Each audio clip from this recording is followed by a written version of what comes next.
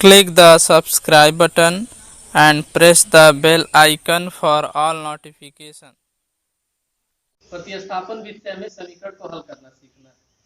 प्रतिस्थापन विधि में मैंने क्या बताया आपको कि कोई एक समीकरण ले लीजिए, चाहे पहला चाहे पहला ही ले लीजिए। पहले समीकरण को लेकर x या y का मान निकाल लीजिए और अगले समीकरण में जाके रख दीजिए। तो रखने पर वह समीकरण एक चर वाला हो जाता है। आसानी से वहां से किसी न किसी चर का मान निकल जाता है। तो इसको रख के दूसरे चर का मान निकालते हैं। इसी बेस पे हम इसको सॉल्व करते हैं। देखिए सॉल्व, पहले समीकरण को हम ले लें, समीकरण एक से बाई द इक्वेशन 1। समीकरण एक क्या है, √2x plus √3y is equal to 0। आप डिसाइड कर लो यहाँ किसका मान निकालना है, x या y। x का ही मान निकालते हैं। तो x वाले पद को यहाँ रोकेंगे, √2x बराबर 0 मतलब कुछ नहीं, जाकर हो जाएगा -√3y। चर का मान निकालिए x का, तो x का वैल्यू हो जाएगा -√3, ये बटे में आ जाएगा √2 इंटू वाई। हमने चर का मान निकाला समीकरण एक से x का। x का मान आया माइनस कर्डिंग 3 बटे कर्डिंग 2 वाई।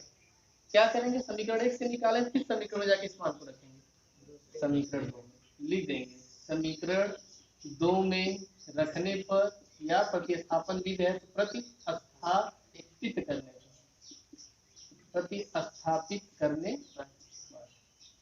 चलिए प्रतिस्थापित करते हैं। प्रतिस्थापित करने के लिए x का मान इतना आपको रखना है समीकरण 2 में।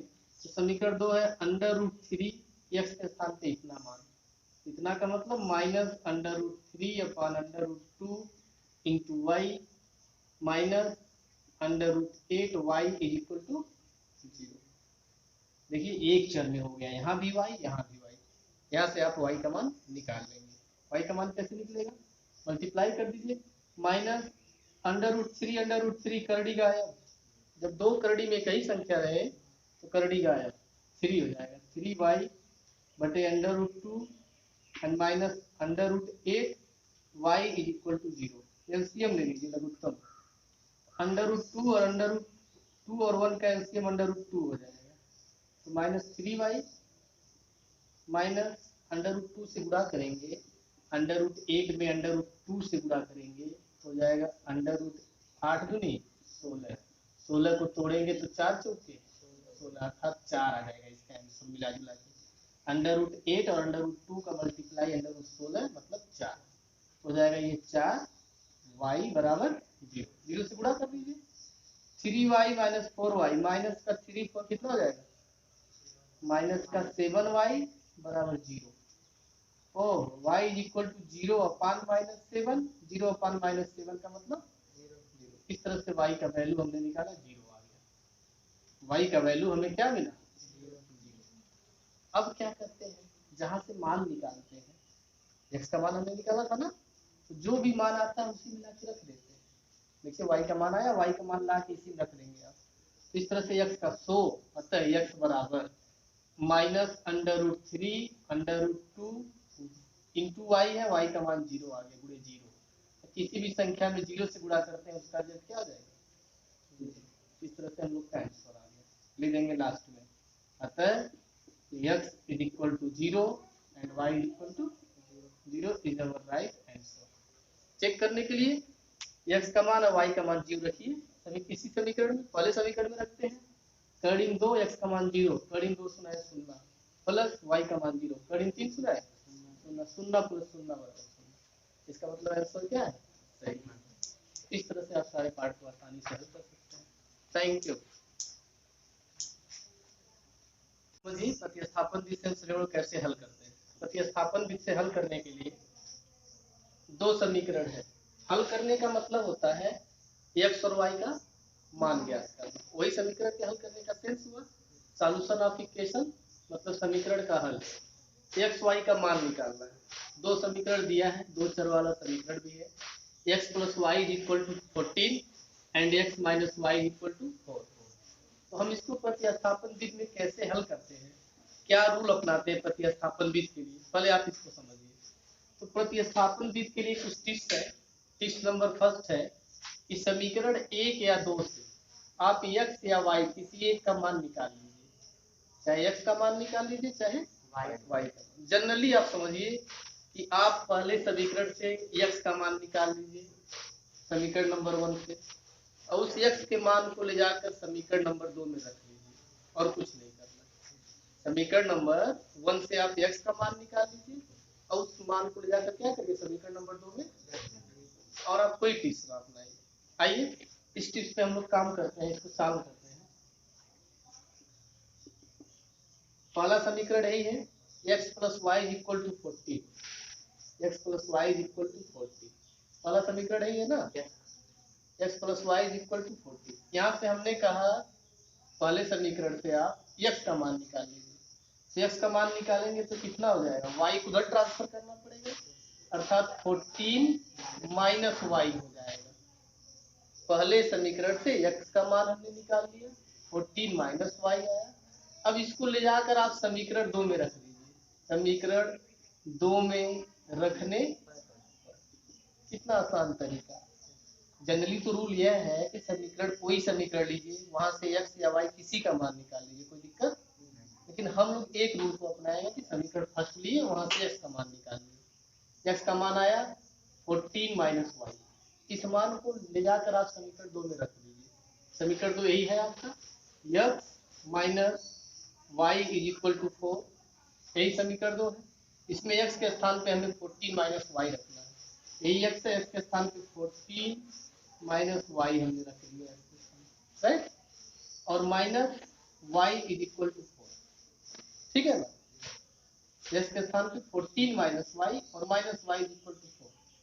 इस तरह से 14 माइनस वाई मिलकर minus 2y is equal to 4, यहाँ से y का मान हो जाएगा। एक चीज यही कि आप समझ लें, ऐसा करने से फायदा क्या होता है, जब आप किसी एक का मान लाकर दूसरे समीकरण में रखेंगे तो दूसरा समीकरण ऑटोमेटिक एक चर में हो जाता है। देखिए जैसे ही हमने x के स्थान पे क्या रखा है 14 माइनस वाई, तो ये x y दो चर में था, खट से मान रखने पे एक चर में हो गया। और जब कोई समीकरण एक चर में हो जाता है तो वहां से उस चर का वैल्यू निकालना बहुत आसान हो जाता है। ये फायदा है, इसी को प्रतिस्थापन विधि कहते हैं। क्यों ये भी प्रतिस्थापन विधि कहलाता है, क्योंकि किसी एक का मान निकालकर दूसरे उस समीकरण में उसके स्थान पर जाकर प्रतिस्थापित कर देते हैं, मतलब रख देना। प्रतिस्थापन करने का मतलब और कुछ नहीं, यही प्रतिस्थापित। यहाँ हम लिख सकते हैं समीकरण 2 में प्रतिस्थापित करने पर या रखने पर बात ही कही हुई। तो y का वैल्यू यहाँ से निकाल लीजिए, माइनस 2y 4 माइनस 14 हो जाएगा। अब 4 में से माइनस 14 अगर हम सब्ट्रैक्ट करते हैं कितना बचेगा, माइनस का 10 बचेगा, इधर माइनस का 2y, माइनस से माइनस को क्रॉस कर सकते हैं, 2 से 10 भी कट जाएगा, 2 5 10। तो इस प्रकार से हमें y का वैल्यू कितना मिल गया 5। जैसे ही y का वैल्यू 5 मिल जाता है आपको, चर का वैल्यू, फिर तो उस वैल्यू को आप ले जाकर जहाँ रखे थे या जिस मान को रखे थे उस मान में रख देंगे, तो आपका अगले चर का वैल्यू आ जाएगा। जैसे हमने x का मान रखा है ना 14 माइनस वाई, तो y का जो वैल्यू आया ला के नहीं रख देते, तो रख देंगे। तो x इज इक्वल टू क्या है 14 माइनस वाई, तो 14 माइनस वाई, तो 14 माइनस वाई का वैल्यू 5, 14 माइनस 5 जाएगा 9। इस तरह से x इज इक्वल टू 9 और y इज इक्वल टू 5, यही आपका आंसर हो गया। लेकिन आंसर लिखने से पहले आप जांच कर लें कि लगाया गया सवाल सही है कि गलत। तो कैसे जांच करेंगे उसको भी आप जान लें, क्योंकि आप एग्जाम में तो आंसर शीट लेके नहीं जाएंगे। तो जांच करने का सिंपल सा तरीका है, चेक करने के लिए आप किसी एक समीकरण को लिख लीजिए। हमने पहले समीकरण को ही लिख लिया, x plus Y equal to 40। जो आपका आंसर आया है, जो आपने सॉल्व किया है, x और y का मान ला के रख दीजिए। x का मान 9, y का मान 5 रखिए, x के स्थान पर 9 और y के स्थान पर 5 इक्वल टू 14। तो 9 5 ये भी 14 हो गया, ये भी 14, दोनों इक्वल आ गया ना। देख रहे हैं मान रखने पे 9 5 हाँ 14 के इक्वल आ जा रहा है।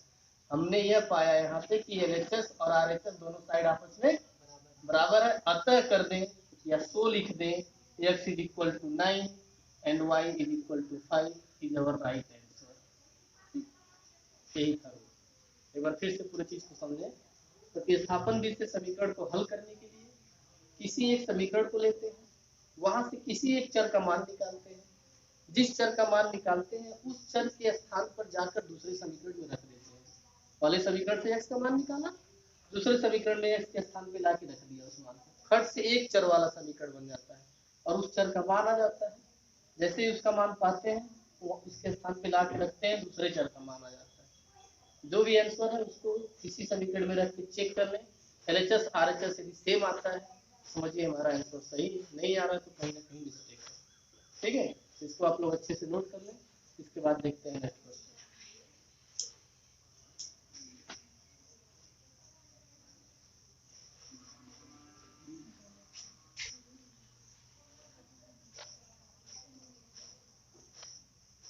इस तरह से आप अच्छे से जांच कर लेंगे। हाँ इंद्रजीत बाबू,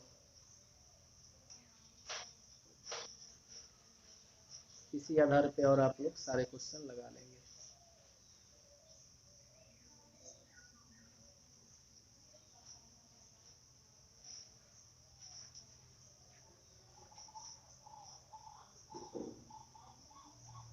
Subscribe, like, share and comment.